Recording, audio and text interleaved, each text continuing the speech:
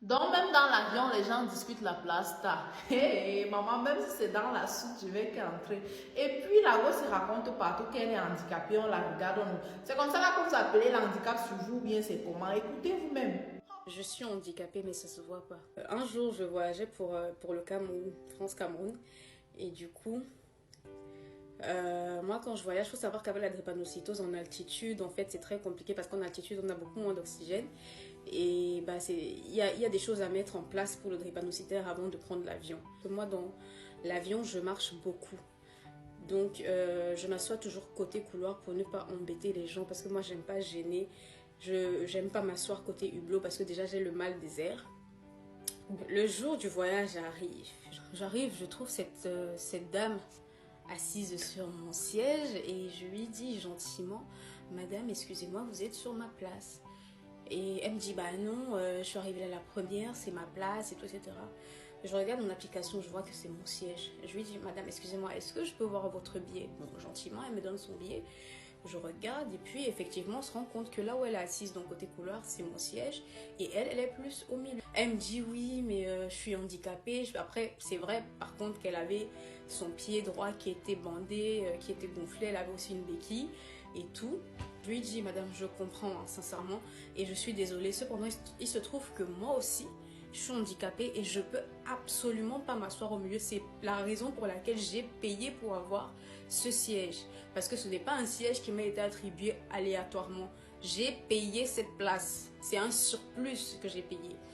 Et tout. Et elle me regarde de la tête aux pieds. Parce que oui, comme quand j'ai sorti que je suis handicapée, elle me regarde de la tête aux pieds. Je suis jeune, je suis debout, je suis pas sur une chaise roulante, j'ai pas de béquille. Je lui dis, madame, s'il vous plaît, est-ce que je peux avoir mon siège?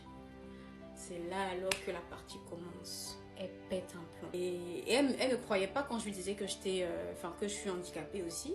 Et donc je lui dis, madame, vous voulez voir ma carte? Elle me fait, donc je sors ma carte, hein, là ça. On ne dise pas que c'est pas ma carte, voilà ma photo. Donc je lui sors la carte et tout et je lui réexplique que madame, moi je suis drépano. J'ai besoin de marcher, vous avec votre pied, vous n'allez pas pouvoir vous lever tout le temps. Moi, je fais au moins minimum 10 tours dans l'avion. Je ne peux pas me permettre de rester assise durant tout le vol, c'est pas possible. Et tout, elle élève le ton et tout, etc. Que oui, je peux être ta mère et tout.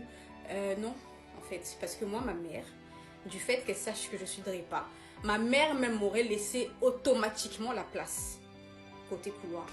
Donc non, t'es pas ma mère. Oui, tu peux être ma mère, mais t'es pas ma mère. À ce stade, on est tous les deux clients, on est tous les deux handicapés. Tu n'avais qu'à payer, j'ai payé ma place, donc c'est ma place, je veux ma place. Je vais être bien gentille, mais au bout d'un moment, respectons-nous. Ne parle pas comme si moi, c'était de l'aumône qu'on m'avait fait. J'ai payé ma place, hein, j'ai pris mes précautions. Là, on va parler français. Je suis handicapée, tu es handicapée, j'ai pris mes précautions. Donc moi, je dois me sacrifier, sachant que toi, tu es handicapé, je dois me soucier de toi. Parce que tu es malade, tu n'as pas pris tes précautions. Moi, je dois me sacrifier, sachant que quand je vais atterrir, je vais finir à l'hôpital. Quand je vais souffrir de douleurs là-bas, c'est toi qui vas venir supporter mes douleurs là-bas. Donc, elle hausse le ton et tout. Et donc, il y a une hôtesse qui vient nous voir. Et elle m'a reconnue d'ailleurs. Elle me demande, Laetitia, qu'est-ce qui se passe et tout. Je lui explique. Elle me dit, ok, je reviens. Et quand elle revient, bah, à ce moment, on m'a surclassé, on m'a mis en business class. Mais la dame, elle voulait pas lâcher l'affaire. Pourquoi c'est elle que vous mettez en business class? C'est moi la maman, c'est moi la plus vieille, c'est moi qui devais aller avec mon état, c'est moi qui devais aller en business class. Frère, paye ton billet en fait. Achète ton billet d'avion.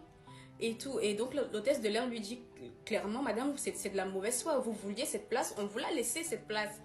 Qu'elle l'avait payée, elle est cliente comme vous, elle est handicapée comme vous. On vous a laissé sa place. Maintenant qu'on la surclasse, vous voulez qu'on vous surclasse à sa place alors que c'est elle qui a payé le siège. En tout cas, moi, j'allais pas laisser. Même si on me surclassait pas, j'allais pas laisser. Vous, à ma place, qu'auriez-vous fait? Est-ce que vous auriez laissé ou... Enfin, je sais pas. En tout cas, moi, personnellement, je laisse plus. Tu es malade, je suis malade. Prends tes précautions, tout comme moi. Fin de l'histoire. En tout cas, les amis, je ne sais pas ce que vous auriez fait à sa place et je ne sais pas ce que j'aurais fait à sa place parce que je ne suis pas malade. Si c'est dans mon état actuel, même si je suis en business class et qu'une maman vient et qu'elle insiste vraiment pour que je lui laisse ma place, je vais lui laisser. Mais là, on parle quand même d'une personne qui est malade comme la maman en question. Qu'est-ce qu'il faut faire? Si tu sais que tu vas laisser ton siège à quelqu'un et arriver à ta destination, aller à l'hôpital, gare, paye ta place. En tout cas, le plus important était faire et surplacer la voyage. On dit, le jour où je voyage, je vais allumer les photos, vous n'allez pas croire.